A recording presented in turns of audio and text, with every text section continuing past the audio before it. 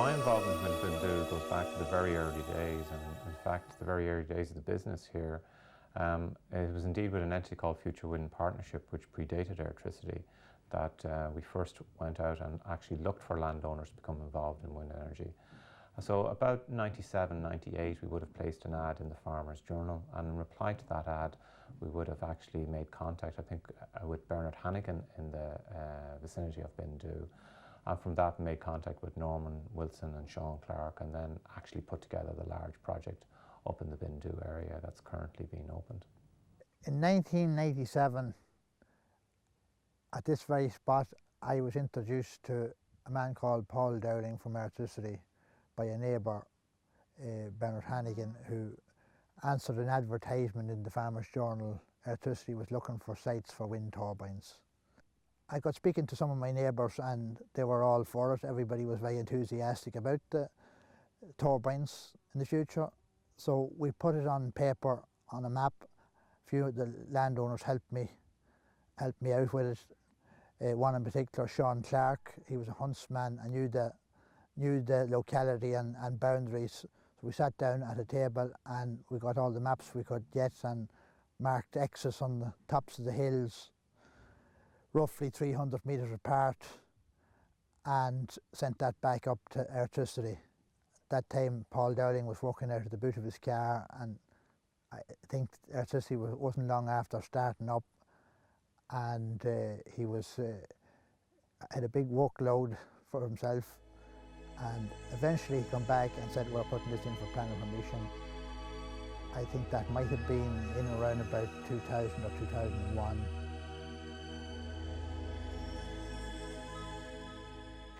I was lucky that when I started working on the project, Norman Wilson and Sean Clark had been hugely involved in the development of the project up to that point, and they were both hugely supportive. So the next key stage or key milestone for us was the construction start of the substation in December '05. And prior to that and during the construction of the substation, we were in ongoing discussions with both Airgrid in terms of what their requirements were. And also we had the benefit of the support of Cavan County Council, their planning departments and also their local roads departments, both in Baileyborough and in Cootehill. So we then started the construction of the civil and electrical aspects of the wind farm, with Lagan Construction mobilising to site in March of last year, March '06. The construction process began early in March last year and carried right through till mid-March 2007, and we have delivered 32 turbine bases here in Bindoo, which covers over a 10 square kilometre coverage area, which involves 32 wind turbine bases and electrical transformers and associated cabling. Where we found when we approached this project as Lagan Construction, we felt that we needed to involve as many local contractors as possible to ensure that we got a good sequence of work together, and also it helped output rates right through the project. So we felt by using P&S, they were the nearest local quarry producing concrete and aggregates for this project. We felt, yes, it was very beneficial. We also used Kirby Electrical for the electrical contract, which is an Irish-based company that specialise a lot in MV and high voltage cabling used in wind farm construction. The overall sequence of the construction of the turbine base started off with the machine arriving to the site, constructing the hard standing area for the crane pad, and then moving on to excavating out the turbine base. The excavation varies in depth on this site, but we're in the region from around 1.5 to 3 metres in depth for the excavation. Then we laid a blinding concrete on the excavated formation, and then we inserted the insertion ring, the FMP foundation can that GE used for the turbine, which is the base section, and we intertwined the reinforcing steel within that foundation can to basically hold together the ballast type foundation that we've designed for this site. So In turn, we had around 16 to 18 tonne of steel on each turbine base, and then we had approximately 180 cubic metres of 40N concrete used to surround the foundation part. And it's an octagonal shaped base which we used here in Bindoo, but it varies from site to site, you know. GE then mobilised to site in the summer of '06, with our first turbine being put in place and installed in August, the 16th of August. The main challenges, firstly from the transportation side, was the long route from Rosslare Harbour to the actual site of Bindoo itself, and there were various challenges along that route at various different times before the project and during the project transportation phase. These included road works in and around the M50 in Dublin, and also certain other road works up to the town of Cavan, and from the town of Cavan then the narrow roads actually getting the equipment into the site itself. Physically on the site, like I say, it was not our particular problem, but Airtricity and Lagan, they had their challenges in building the construction or the construction works of the site roads and the infrastructure to the specifications that we required because of the lay of the land. So that was quite difficult because there was a lot of humps, bumps, and like it is around this area. In relation to the construction of access roads throughout the Bindoo site, we originally started off with a very narrow council road which was approximately 3 metres wide in a lot of cases, which we had to widen out to meet the specifications set down by the turbine supplier, which were 4.5 metre crown.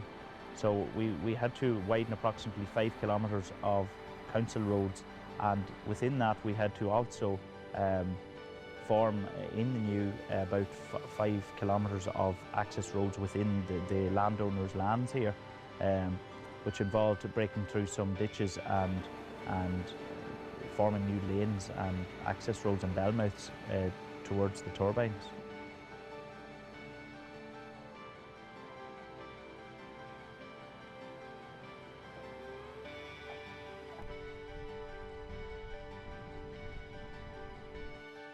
The installation process in this case for Bindoo was the normal process which we use, which was for just-in-time delivery, what we call just-in-time delivery, and it was a mixture of transporting the components basically on a two-day basis. And then allowing 1 day for the crane to be moved then to the next turbine position.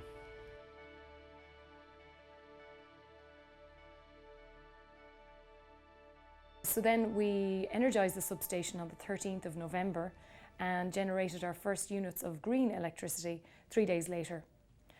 Thankfully, all went smooth in terms of the commissioning phase of the project, both on the Airgrid side, the GE side and the Airtricity side, and the wind farm was taken over a couple of weeks ahead of schedule, thankfully, in March of this year, March '07.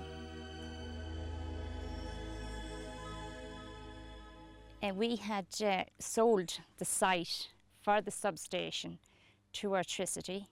We got a fixed income for that, which was very beneficial. We also have a turbine on our farm. We get an annual income from that.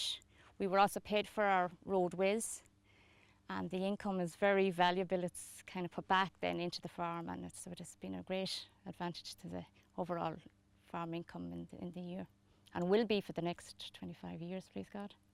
Speaking about my own farm, the roadways through it was a great addition to me when I was cutting silage. They cut the travelling time in half from the field to the pit. It's a guaranteed income for me when farm prices might fall. A turbine could be, you could class it as equal to 15 or 20 cattle extra that they don't have to feed or don't have to go out in the morning and look at. And another benefit they have is good roadways through their farms, Well, Airtricity has a fund running for local community groups, and the local football club got €1,000 last year, and anyone that's involved in football or that knows that €1,000 is not to be sneezed at. It's very, very hard to raise money, and it takes a lot of money to run clubs. And local play groups, play schools, all that, all the different local community groups, ICA and everything else can avail of the funds from that grant.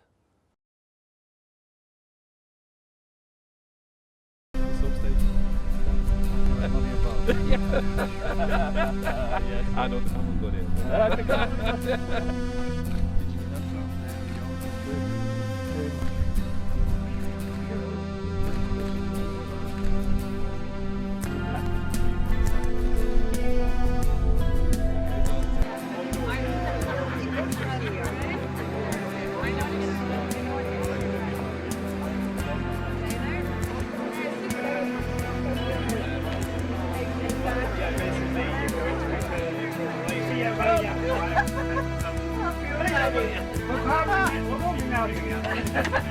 Hello, Paddy.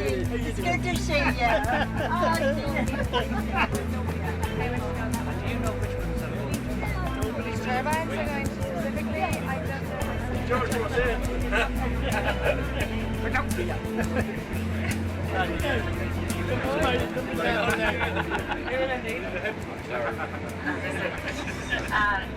My name is Catherine Sharkey and I'm the Health and Safety Manager, so you guys are lucky.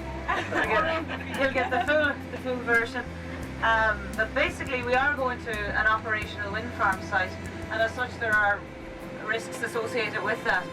Turbines will be shut down for your visit, so you'll have no worry about being electrocuted or anything like that, but we do request that you do not touch any buttons or open any panels or interfere with any of the equipment while you are on site at this visit.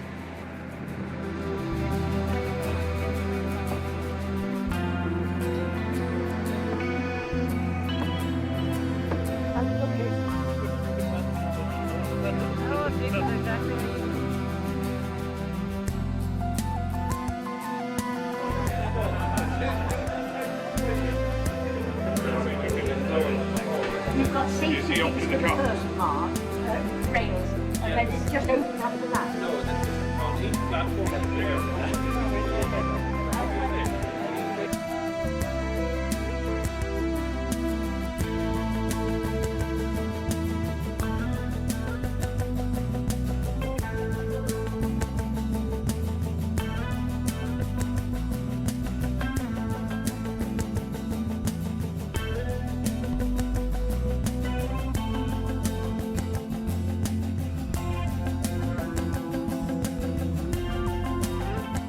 So today we have 48 megawatts of power being produced on a regular basis in the vicinity of Cootehill, generating enough power to fuel approximately 30,000 average homes, displacing on average per annum 120,000 tonnes of CO2. That is ballpark the equivalent of taking 29,000 cars off the road each year, which is something that everybody involved in this project should be very proud of. So I thank you all.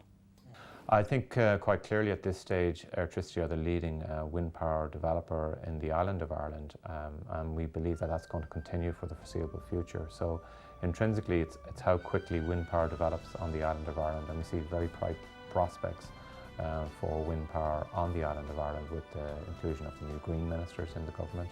And I think in fact the Minister responsible is opening the wind farm today, and we see very strong prospects for future developments in the island of Ireland.